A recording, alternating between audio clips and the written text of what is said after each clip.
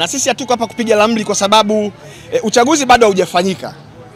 Na hatuwezi kujua yajayo kabla hatujafika huko. Sisi tunaamini kuchaguliwa na kuchagua, kupiga kura na kupigiwa kura ni haki za kisheria. Sasa kama kuna muhuni yoyote atakuja kuharibu huo utaratibu, hilo ni swala lingine na tutakabiliana naye kwa mujibu wa utaratibu atakaokuwa amejiandaa nao kuharibu uchaguzi. Sisi tunagombea, sisi tutashiriki uchaguzi na tunatarajia kutangazwa sababu ndio sheria zinaelekeza hivyo. Lakini kama kuna mtu amejiandaa kuja kupora ushindi wetu, kwa kweli hiyo tutakabiliana naye kwa ulalo. Kwa maana hiyo mnajua kabisa chaguzi ambazo zinafanyika zimekuwa na changamoto nyingi zinafanyika.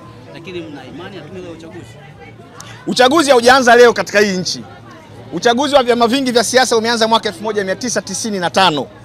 Na wakati wote huo uhuni ulikuwa unafanyika, kura zilikuwa zinaibwa, lakini washindi walikuwa wanatangazwa. Na ndio maana kuna kipindi tulikuwa na wabunge wengi sana katika bunge la Jamhuri ya Muungano wa Tanzania kutoka kwenye vyama vya upinzani. Kwa hiyo kusema tu kwamba uchaguzi wa mwaka huu utaibiwa ndio tuhususie, hatuwezi kuhususia kwa sababu sio uchaguzi wa kwanza, lakini tumejiandaa kukabiliana na kila aina ya hila itakayofanyika kwenye uchaguzi wa mwaka huu.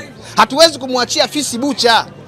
Tuna uzoefu, Zanzibar CUF iliwahi kususia uchaguzi mwaka 2015. Kilichofanyika ni kwamba CCM waliingia kwenye uchaguzi peke yao, wakashinda vitu vyote vya baraza la wawakilishi, wakaenda kutunga sheria ambazo zilikuwa zinasema uchaguzi utafanyika siku moja kabla. Yaani kuna siku ambao vyombo vya ulinzi na usalama watakwenda kupiga kura peke yao, alafu siku nyingine ndio siku ya wananchi wote. Jambo ambalo lilikuwa linaashiria kuandaa utaratibu wa kuiba kura. Sasa mimi natoa wito kwa Watanzania wote wana demokrasia na wapenda haki. Uchaguzi huu sio jambo la kususia. Tukakabiliane nao hivyo watakavyokuja. Kwa sababu nchi hii ni yetu wote. Kususia uchaguzi haliwezi kuwa suluhisho kwa sababu tutakuwa tunatoa kibali waendelee kubaki madarakani. Namna pekee ya kuwatoa madarakani ni kushiriki uchaguzi na kudhibiti vitendo vyote vya wizi wa kura. Ndio namna pekee. Ikibidi kufia katika vituo vya kupigia kura kwa kulinda ushindi wetu, kwa kulinda demokrasia yetu, tutawahamasisha wananchi wafanye hivyo.